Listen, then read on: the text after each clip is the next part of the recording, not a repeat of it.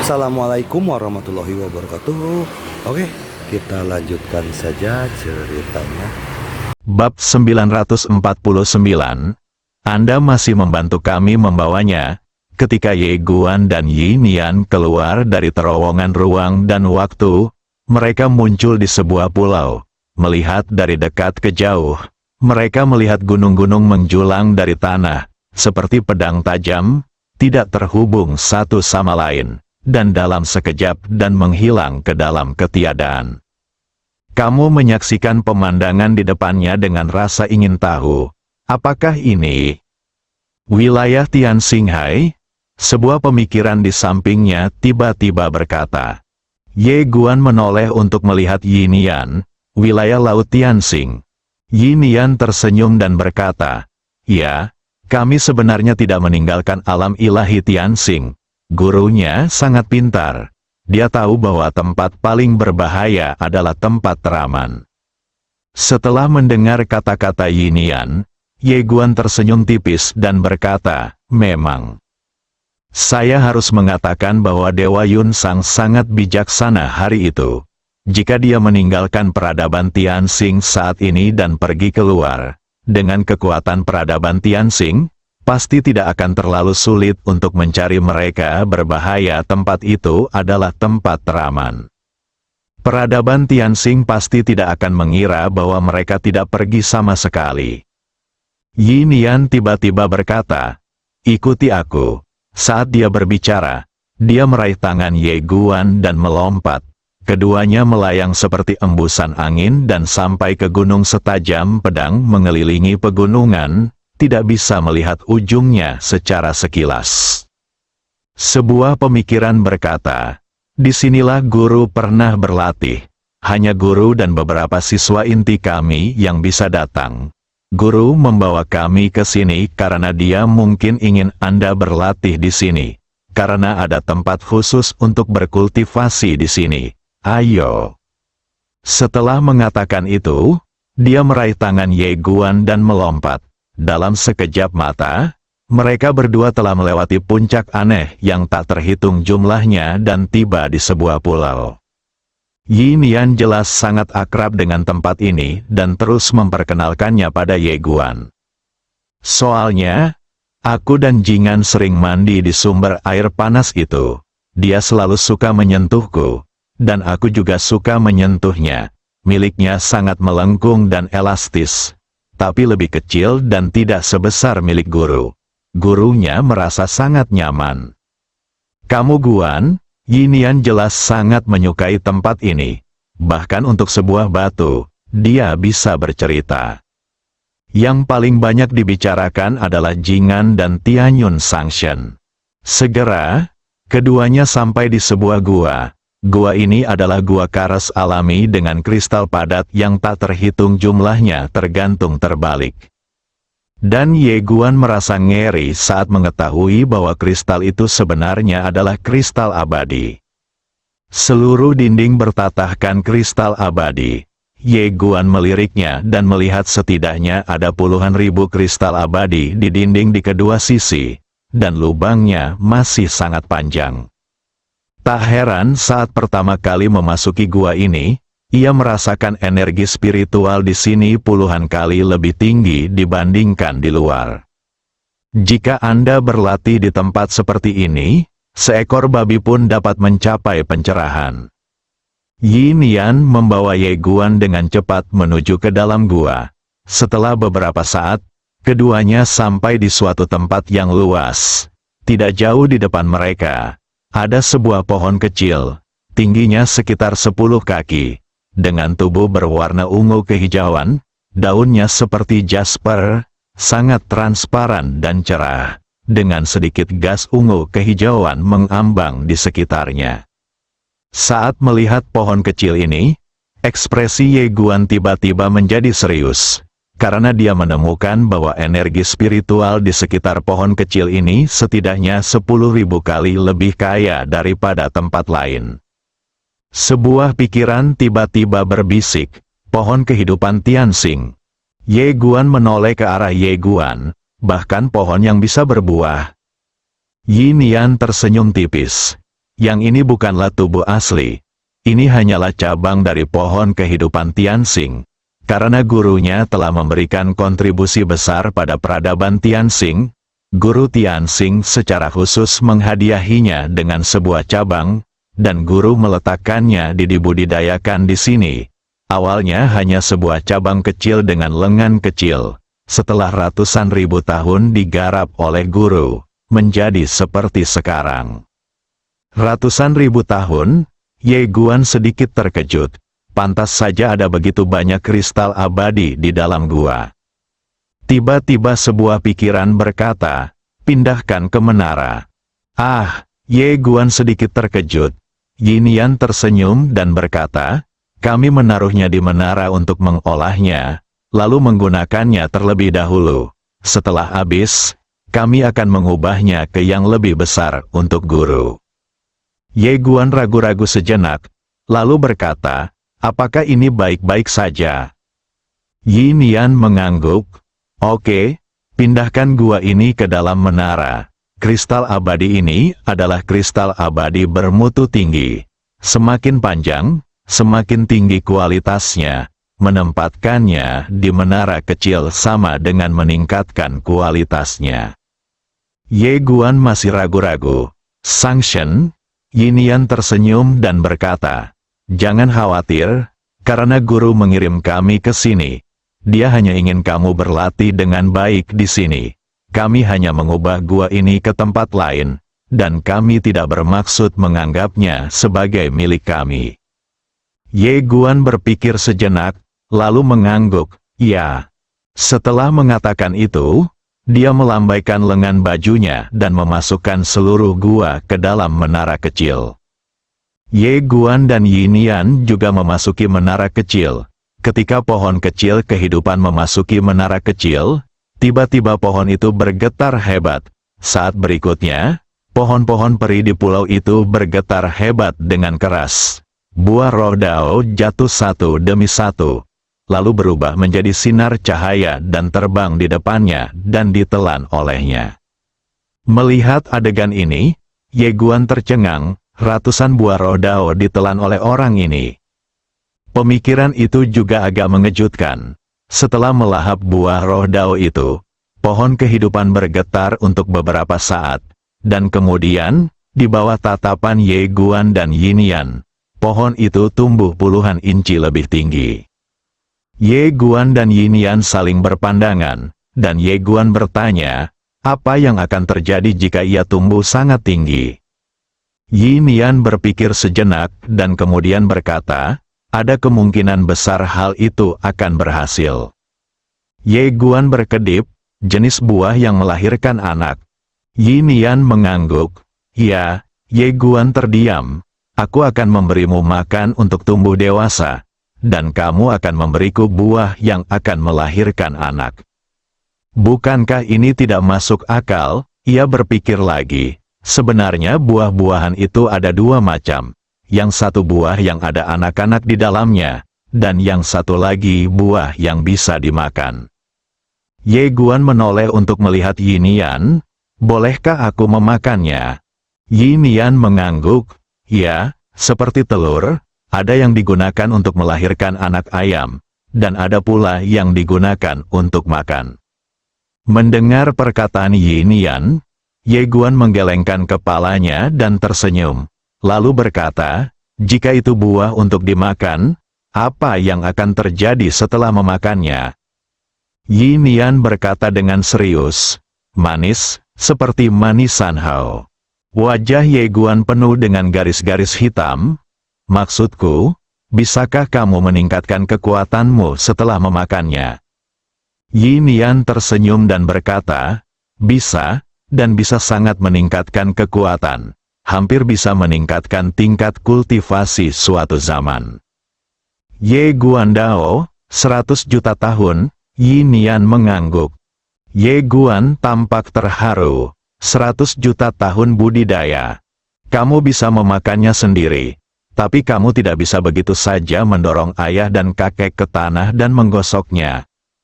Dia berpikir lagi, namun, sulit untuk menghasilkan buah Tianxing yang dapat dimakan. Jingan dan saya pernah memakannya bersama sebelumnya. Buah itu diberikan kepada kami oleh guru, dan itu terjadi bertahun-tahun yang lalu. Bahkan jika itu adalah guru, sulit mendapatkan buah yang bisa dimakan seperti ini. Setelah mengatakan ini, dia mengeluarkan manisan hau di atas tongkat, menjilatnya, lalu berkata, rasanya seperti manisan hau di atas tongkat. Mendengar ini, Ye Guan langsung mengerti kenapa Yinian dan Jing An suka makan manisan hao. Astaga, Tang Hulu memiliki rasa yang sama dengan Tian Si Guo. Asam dan manis, Yinian memandangi pohon kecil Tianxing dengan harapan di wajahnya, saya benar-benar ingin melakukannya lagi.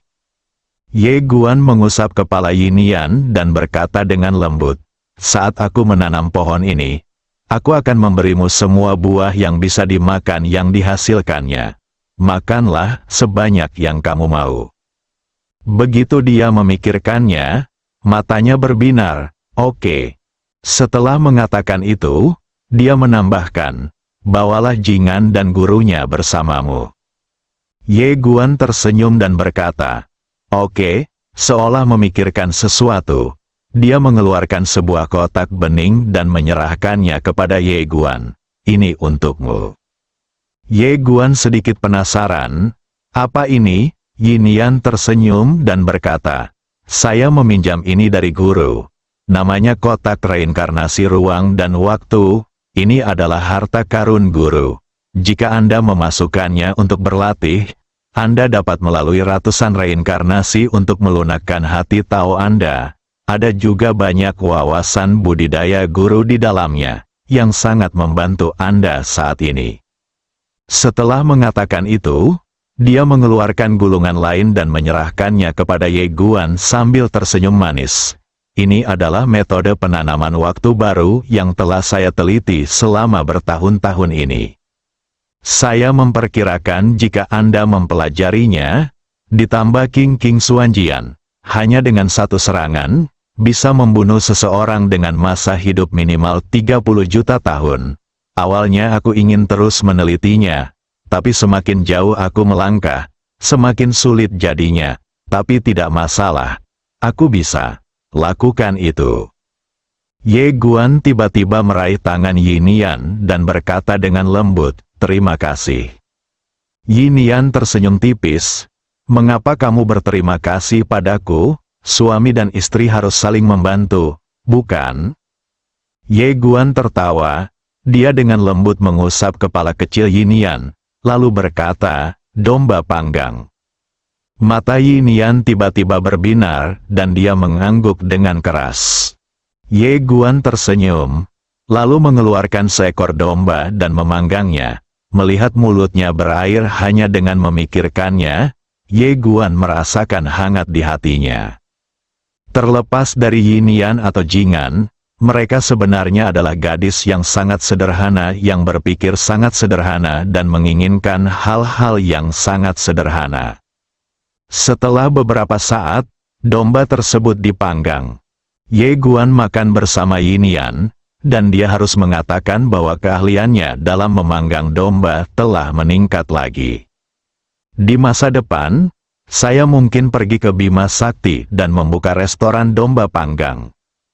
Memikirkan hal ini, Ye Guan tertawa. Dia melihat ke arah Yinian di sampingnya.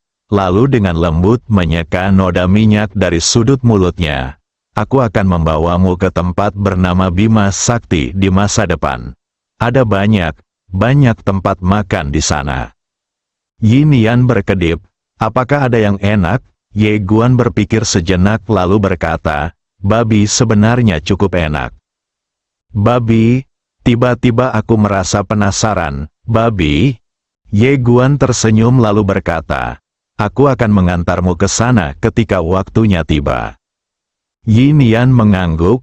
Oke, setelah beberapa saat, Ye Guan mengeluarkan kotak reinkarnasi ruang dan waktu dan bertanya, bagaimana cara menggunakannya? Yinian mengulurkan jarinya dan mengetuk tombol di atasnya. Dalam sekejap, seberkas cahaya ungu langsung menyelimuti Ye Guan. Yi Nian memegang kotak itu dan berjalan ke pohon Tianxing kecil, lalu meletakkannya di pohon Tianxing kecil. Energi spiritual dari pohon Tianxing tiba-tiba mengalir ke dalam kotak reinkarnasi ruang waktu. Yi Nian duduk di depan Xiao Shu, memegang dagunya dengan tangannya, melihat kotak reinkarnasi ruang waktu, dan berkata dengan lembut, "Tuan Ta, jika saya memiliki anak bersamanya, Anda dapat membantu kami mengurusnya." Oke. Xiao Ta, babak 950, sangat lelah. 100 generasi reinkarnasi, ketika Ye Guan memasuki kotak, dia langsung memasuki dunia ruang dan waktu yang aneh. Di sekelilingnya, ruang dan waktu seperti cermin, dan kenangan yang tak terhitung jumlahnya muncul di setiap cermin seperti kilat dan batu api, dan sulit untuk dilihat mata. Memori reinkarnasi, kenangan ini adalah kenangan budidaya para dewa peradaban Tianxing di masa lalu, yang setara dengan semacam warisan. 100 generasi, ini setara dengan memori budidaya para dewa dari ratusan generasi. Ye Guan sangat bersemangat. Dia tahu bahwa ini adalah kesempatan besar baginya, karena yang paling dia kurangi sekarang adalah pengalaman. Dan para dewa ini adalah pembangkit tenaga listrik teratas dalam sejarah peradaban Tianxing, yang bisa menggantikan pengalamannya. Pertanyaan, mata perlahan tertutup. Saat Ye Guan memasuki kotak reinkarnasi ruang waktu, peradaban Tianxing, dewa tertinggi Tianyun, yang sedang membaca buku, tiba-tiba mengerutkan kening. Dia mengangkat kepalanya dan melihat keluar. Setelah beberapa saat, sedikit kerumitan muncul di matanya, dan dia menggelengkan kepalanya dan mendesah, "Gadis bodoh ini." Faktanya, kotak ruang dan waktu reinkarnasi ini tidak dipinjam oleh Yi Nian dari dewa tertinggi Tianyun, melainkan langsung diturunkan oleh dewa tertinggi Tianyun kepada Yi Nian, yang setara dengan meminta Yi Nian menjadi generasi penerus Akademi Tianyun. Alasan mengapa Dewa Tianyun melakukan ini secara alami adalah untuk memberi Yi Nian sebuah jimat. Selama dia mendapatkan warisan memori reinkarnasi 100 generasi ini, pertama, kekuatannya akan meningkat pesat. Kedua, peradaban Tianxing tidak akan pernah menyakitinya lagi. Karena kotak reinkarnasi 100 generasi ini hanya dapat dibuka sekali dalam 1.000.000 tahun. Setelah Yi Nian mendapatkan warisan ingatan ini, dia akan setara dengan dewa berikutnya. Dalam hal ini, satu pikiran dapat memperoleh perlindungan dari para dewa dari segala usia. Pada saat itu, bahkan penguasa Tianxing tidak akan berani menyentuhnya dengan mudah. Namun Dewa Tianyun tidak menyangka bahwa Yi Nian akan memberikan kesempatan ini kepada kultivator pedang muda. Setelah beberapa saat, Dewa Tianyun membuang muka dan menghela nafas lagi. "Gadis bodoh, kuharap kamu mempercayai pria yang baik." Dari zaman dahulu hingga sekarang, banyak wanita di peradaban Tianxing yang jatuh cinta dengan orang asing. Namun kebanyakan dari mereka dititipkan kepada orang lain dan berakhir dengan sengsara. Jika dia bisa memilih, dia juga ingin membujuk Yi Nian. Tapi ketika Yi Nian membawa Ye Guan, dia tahu bahwa dia tidak bisa membujuknya. Gadis ini biasanya pendiam, tapi hatinya sangat keras kepala. Selama dia adalah seseorang yang dia percayai, dia tidak akan pernah berubah. Dia tidak punya pilihan selain mendukungnya. Dewi Tianyun meletakkan buku itu. Tapi dia masih gelisah dan tidak tahan lagi. Dia bangkit dan berjalan keluar aula. Dia melihat ke langit, dengan sedikit kekhawatiran di matanya. Setelah Cui Yin dan orang-orangnya meninggalkan alam ilahi Tianxing, dia dan orang-orangnya segera mencari ratusan bidang bintang di sekitarnya, dan membuka mata Tianxing untuk melakukan pencarian seperti karpet di seluruh alam semesta di sekitarnya, tetapi tidak menemukan apapun. Hal ini membuatnya sangat bingung. Karena dalam keadaan normal, Ye Guan dan Yi Nian tidak mungkin berlari sejauh itu. Anda harus tahu bahwa salah satu fungsi paling kuat dari peradaban Tianxing adalah memantau alam semesta. Oleh karena itu, Ye Guan menghilang bersama Yi Nian, membuatnya sangat bingung. Dewa awan surgawi, Cui Yin tiba-tiba teringat pada wanita itu. Wajahnya muram dan menakutkan. Pasti wanita itu merencanakan sesuatu. Jika tidak, dengan kekuatan Ye Guan dan Yi Nian, mustahil untuk lolos dari pencarian mereka. Ada yang salah, Cui Yin tiba-tiba berkata, biarkan orang-orang kita kembali. Di sampingnya, seorang penegak hukum Tianxing membungkus sedikit dan kemudian menghancurkan selembar kertas jimat emas. Tak lama kemudian, lebih dari selusin penegak hukum keluar dari ruang dan waktu sekitarnya. Cui Yin mengerutkan kening sambil berpikir. Pada saat ini, seorang pria parubaya tiba-tiba berjalan dari kejauhan. Cui Yin mengerutkan kening ketika dia melihat orang itu datang, Tuan Aula kedua. Orang yang datang tidak lain adalah Qiu Bai. Qiu Bai membungkus sedikit dan berkata dengan hormat, Hakim Cui. Cui Yin berkata dengan tenang, apakah ada yang salah dengan Master Aula kedua? Qiu Bai tersenyum dan berkata, petugas kehakiman Cui tidak dapat menemukan Ye Guan. Cui Yin mengangguk, seolah memikirkan sesuatu. Dia tiba-tiba menatap Qiu Bai, apakah kamu tahu di mana dia? Qiu Bai tersenyum tipis, seperti kata pepatah, tempat paling berbahaya adalah tempat teraman. Cui Yin tercengang saat mendengar kata-kata Qiu Bai. Lalu dia tertawa dan berkata, kepala aula kedua memang sangat banyak akal, dan dia sebenarnya berpikiran sama dengan saya. Qiu Bai terkejut sesaat, lalu tersenyum dan berkata, kebijaksanaan saya tidak 1/10.000 dari kebijaksanaan petugas penegak hukum. Cui Yin tersenyum dan berkata, guru aula kedua, jangan rendah hati, Anda masih bisa melakukannya. Qiu Bai tidak mau bicara lagi. Cui Yin tiba-tiba berkata lagi, tempat paling berbahaya adalah tempat teraman. Guru aula kedua, menurut Anda di mana dia akan berada? Qiu Bai berpikir sejenak, lalu berkata, itu pasti tempat yang berhubungan dengan Dewa Tianyun. Cui Yin mengangguk, sama dengan yang saya pikirkan. Mulut Qiu Bai sedikit bergerak. Cui Yin bertanya lagi, guru aula kedua, ada banyak hal yang berkaitan dengan Dewa Tianyun. Menurut Anda, di mana dia akan berada? Anda bebas mengatakannya. Tidak masalah jika Anda salah. Saya mengetahuinya dengan baik. Tangan Qiu Bai di belakang punggungnya tiba-tiba mengepal, tapi dia melepaskannya dalam sekejap. Dia tersenyum dan berkata, terlihat bahwa Dewa Tianyun sangat peduli pada gadis Yi Nian. Oleh karena itu, dia pasti akan menyuruh mereka pergi ke tempat yang menurutnya lebih aman. Dan sejauh yang saya tahu, Dewa Tianyun memiliki tempat pelatihan khusus, yaitu Tianxing Hai. Jadi begitu, Cui Yin tiba-tiba menyela Qiu Bai, Tianxing Haiyu. Qiu Bai melirik Cui Yin dan tidak berkata apa-apa. Cui Yin tiba-tiba berkata, ayo pergi ke wilayah Laut Tianxing.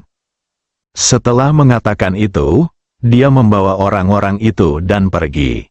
Saat ini, Qiu Bai tiba-tiba berkata, tunggu sebentar.